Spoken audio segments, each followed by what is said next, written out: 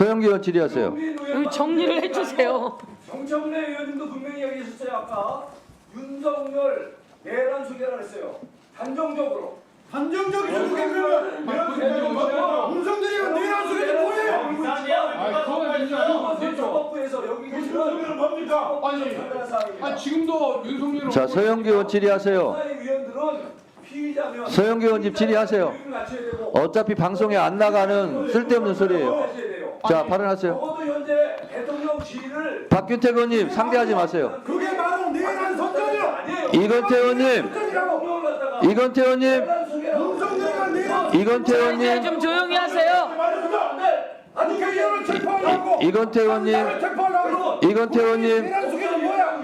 이건태 의원님, 이건태 의원님, 이건태 의원님. 긍정적인 언어를 쓴 거죠. 쓸데없는 소리 계속 떠들으려고 그러고 어차피 방송에 안 나갑니다. 서영기 의원 질의하세요. 본인 스스로 계속하세요. 예, 여기에 있는 계속 제가 떠드세요. 질의하겠습니다.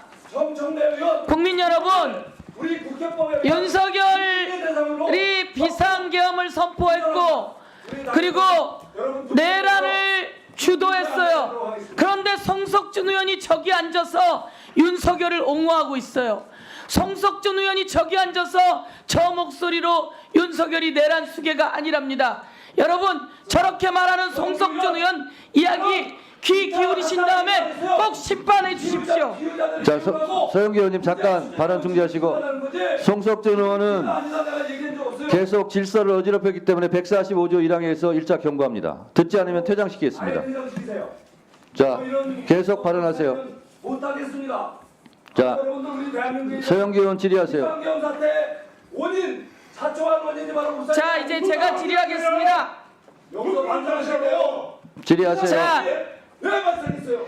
국민의힘은 제발 국민 앞에 90도로 엎드려서 사과하세요. 헌정질서를 파괴하고 있습니다, 여러분. 본인이 하고 있어요 지금. 내란 범을 감싸지 마십시오. 어떻게 자, 질의하세요. 질의하세요.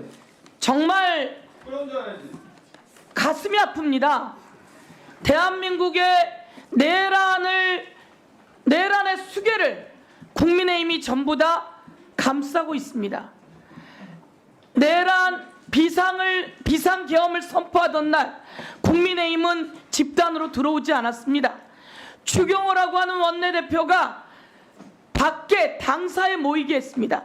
그리고 들어오지 않게 했습니다. 그러니 추경호는 내란의 공범입니다.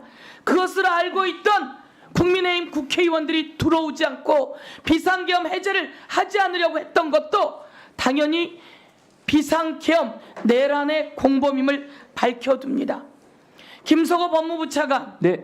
법무부 장관이 비상계엄을 선포하던 그날 윤석열이 법무부 장관을 8시경에 전화해서 호출했다는데 알고 계십니까? 그 내용은 저는 알지 못합니다.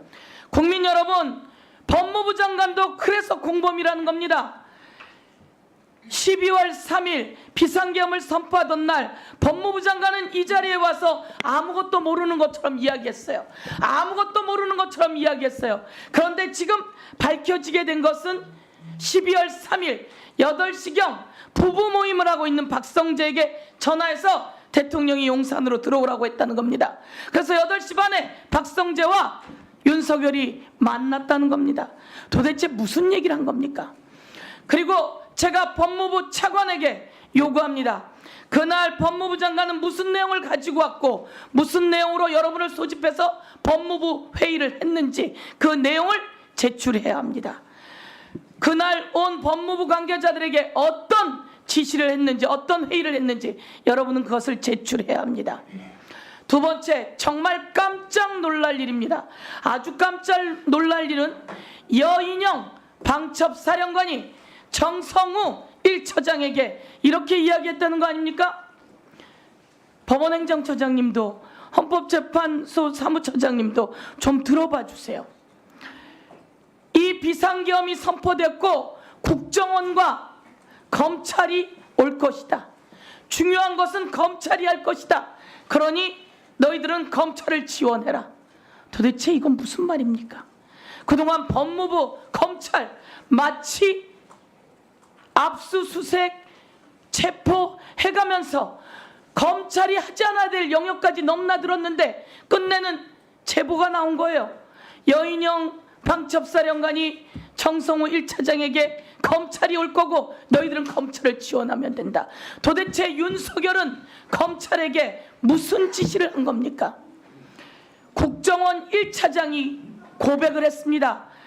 저에게 전화를 여러 번 했습니다. 여러 번 전화해서 국회의원들을 잡으라고 했습니다.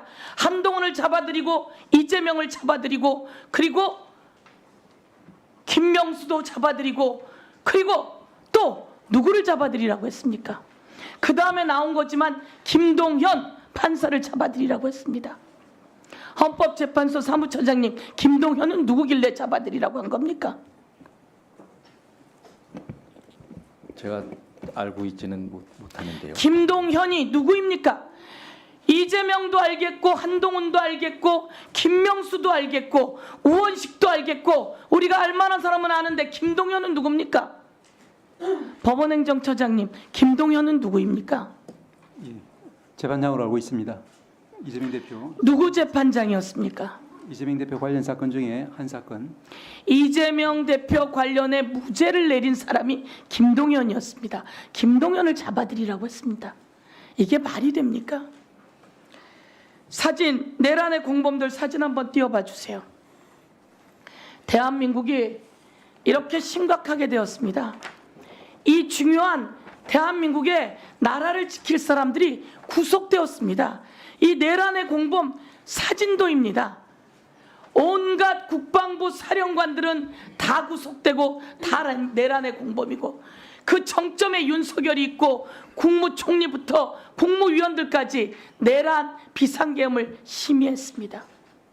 그리고 국회에서는 여당 원내대표라고 하는 자가 국회로 국회의원들이 들어가지 못하게 의원총회를 당사에서 소집했다는 겁니다.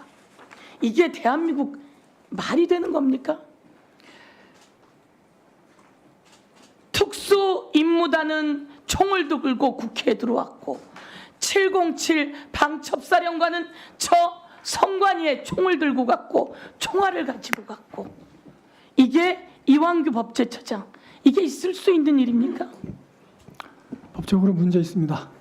평가는 계속 진행되는 절차에서 이루어질 것이고. 그렇습니다. 대통령이 시킨 거예요. 총알을 들고 총을 들고 성관이를 가라. 그리고 성관이를 뒤져라. 그리고 국회에 총을 들고 가라. 그리고 국회 경비대는 모든 국회의원을 끌어내라. 국회에 있는 국회의원들을 끌어내라. 이게 헌법재판소 사무처장님 맞는 말입니까? 있을 수 있는 일입니까? 법으로 가능한 합법적인 겁니까? 답변해 주세요. 아니잖아요. 네, 아닙니다. 우리 모두 다 알고 있습니다. 여기서 중요한 사람이 공수처장입니다. 공수처장이 공조수사본부를 잘 꾸렸지요? 네, 공조수사본부 지금 수사 협조가 잘 되고 있습니다. 네. 내란의 공범들 그리고 뒤에 있는 오비라고 하는 사인 전 방첩사령관이 인사에도 개입하고 그리고 암살 의혹까지 있습니다. 이 사람에 대해서는 우리가 체포영장이 발부됐는데 문상호에 대해서는 그렇지 않아요. 문상호에 대해서는 어떻게 할 예정입니까? 지금 긴급 체포가 검찰 단계에서 승인이 되지 않았는데 그로 인해서 문상호에 대한 여러 가지 조사가 지금 난항을 겪고 있을 거로 보여서 우리 공수처에서는 그것을 보완할 수 있는 조치를 적극적으로 취하고 있습니다. 네, 그런 부분 수사의 비밀성 때문에 자세히 언급하지는 못하겠지만 그런 부분에 대해서 공수처로서는 최대한 조치를 취하고 있습니다. 문상호 즉각적인 체포 그리고 하자업계 군검찰 방첩에 관련된 검찰 내란죄는 군 내란 관련해서는 방첩사령부의 검찰이 그 영향력이 있다고 하는데 방첩사령부의 검찰 모두 불러서 공조수사본부 제대로 꾸려서 문제 없게 해주시고 우리 국회에서는 바로 특검을 통과시켰고 그 특검이 빨리 진행될 수 있게 정부가 이 부분에 대해서 함께 해야 된다 이렇게 말씀드리겠습니다. 이상입니다. 특검이 실효적으로 작동되기 전에 우리 공조수사본부를 중심으로 의원님께서 말씀하신 바대로 수사에 차질이 없도록 열심히 수사를 하겠습니다. 자, 그러면 지금부터 잠시만 주목해 주시기 바랍니다. 제가 구독자분들을 위해서 선물 하나를 준비했는데요. 제가 항상 여러분들께 드리는 말씀이 있습니다. 뉴스만 평소에 잘 챙겨보셔도 돈이 되고 돈을 벌 수 있다라고 말씀을 드렸는데요. 여러분들은 여기 보시는 삼성전자 뉴스를 보고 어떤 생각이 드세요? 아니면 정치인들의 뉴스, 날씨 뉴스를 보고는 어떤 생각이 드시나요? 그냥 뉴스만 보고 끝내는지 아니면 이 뉴스를 어떻게 이용할 수 있는지 이 부분을 고민하고 계시는지를 되물어보고 싶습니다. 그 이유가 뭐냐 하면 제가 지난번에 여러분들께 뭐라고 말씀을 드렸었죠? 지금은 반도체 섹터를 눈여겨보셔야 한다고 말씀드렸습니다. 그리고 나서 이런 썸네일들 뉴스를 통해서 많이 보셨을 겁니다. 반도체 내용이 이슈가 됐을 때 부자들은 어떻게 생각한다? 반도체 관련주들은 뭐가 있는지, 어떤 종목이 가장 좋은지, 어디에 투자해야 돈이 몰리는지 자연스럽게 생각한다고 제가 말씀을 드렸죠. 그 이유가 뭐냐 하면 부자들이 봤을 때는 이슈가 곧 돈으로 이어지고 그 이슈가 나에게 돈을 벌어준다는 경험적 확신이 있기 때문에 부자들은 항상 이런 사회적 이슈를 관심 있게 챙겨본다고 제가 말씀을 드렸습니다. 이번에도 마찬가지인데요. 제가 지난번에 시청자분들과 함께하는 주식으로 수익 내기 이벤트를 진행했었죠. 당연히 100% 무료로 진행을 했었고요.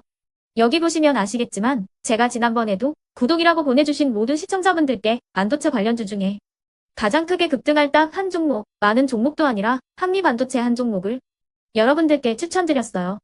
그러면서 여기 나와 있는 대로 정확히 얼마에 매수해야 하는지 그리고 수익률이 어느 정도 나왔을 때 팔아야 하는지를 이런 부분들까지 여러분들에게 정확히 알려드렸었는데 지금 실제로 어떻게 되었다? 오른쪽을 보시면 아시겠지만 제가 지난번 문자 발송으로 이 한미 반도체를 소개해드리고 나서 실제로 이렇게 5배 이상 어마무시한 상승이 나왔습니다. 100만 원만 투자를 했어도 무려 500만 원이 넘는 수익금이 생긴 거죠. 그래서 당시에도 굉장히 많은 분들이 제가 드린 이 한미 반도체로 수익을 내실 수가 있으셨을 텐데요. 다시 한번 축하드린다고 말씀을 드리겠고 이번에도 마찬가지입니다. 앞으로도 2024년, 2025년 계속해서 기대해볼 섹터는 AI입니다. 그 중에서도 AI 반도체는 그 누구도 부정할 수 없는 미래 성장 산업입니다. 그러면 우리가 어떻게 생각해 볼 수 있을까요? AI 반도체 종목 중에 앞으로 크게 대장 역할을 하면서 10배 이상 급등할 수 있는 템베고 종목을 지금부터 열심히 추적해야 한다는 겁니다. 큰 돈을 투자하지 않더라도 월급의 일부분 아주 소액이라도 이 종목을 모아가야 수백 %의 수익률을 손에 쥘 수 있는 것이죠. 지금 여러분이 보고 계시는 이 유튜브 또한 AI 반도체와 아주 밀접한 연관이 있고 반도체야말로 대한민국의 핵심 산업으로 앞으로 더더욱 시장은 성장할 수밖에 없습니다. 그렇기 때문에 제가 이번에도 뭘 보내드리고 있냐면 지난번과 똑같이 구독이라는 문자를 보내주시면 제가 AI 반도체 관련주 중에 앞으로 대장주 역할을 하면서 주가가 가장 크게 급등할 한 종목을 여러분들께 문자 발송으로 종목명과 사고 파는 시점을 모두 알려드릴 건데요. 그 문자를 받고 여러분들이 주식으로 돈 버는 연습을 한번 해보셨으면 좋겠고요. 혹시라도 나는 주식을 하지 않는다 하시는 분들은 주변에 주식하시는 지인분들에게 말씀을 해주셔도 되고요.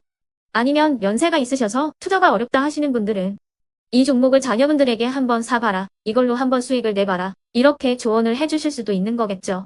그래서 지금 이 영상을 보시는 시청자분들 중에 나도 이번 종목이 좀 궁금하다 하시는 분들은요. 누구나 상관없이 그리고 어느 시간대나 상관없이 부담 없이 010-2514-5930번으로 구독이라는 문자 보내주시면 제가 이번에도 똑같이 무료 추천 급등주 문자를 보내드리겠습니다.